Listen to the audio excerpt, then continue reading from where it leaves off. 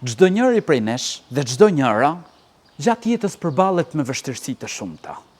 Vlla dhe motër, lutju Allahut të lartësuar, përgjërohu Zotit të gjithësisë, profeti sallallahu alaihi wasallam, në betejën e Bedrit. Shikon shokët e tij, numri i tyre ishte aty tek 300 veta, ndërsa idhujtarët ishin mbi 1000 veta. Profeti sallallahu alaihi wasallam ju drejtua Allahut të lartësuar, ju përgjëru të madhit Zot, e ndërlutjet që tha: o Allah, ma realizo atë çfarë më premtove.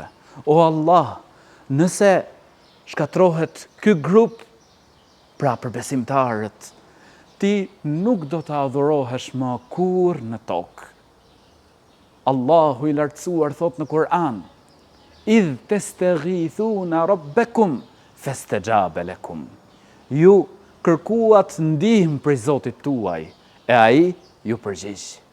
U lut profeti sallallahu alaihi wasallam, u lut sa që i ra edhe rroba e tij, duke ju përgjëru të madhit Zot, dhe Allahu i lartësuar ju përgjigj atij. Prandaj, ti që je në vështirësi, ti që ke halle, ke brenga, lutju Zotit gjithësisë. Allahu i lartësuar nuk të kthen duar bosh. Zoti i gjithësisë thot në Kur'an: ud'uni astajib lakum, lutuni mua të përgjigjem ju.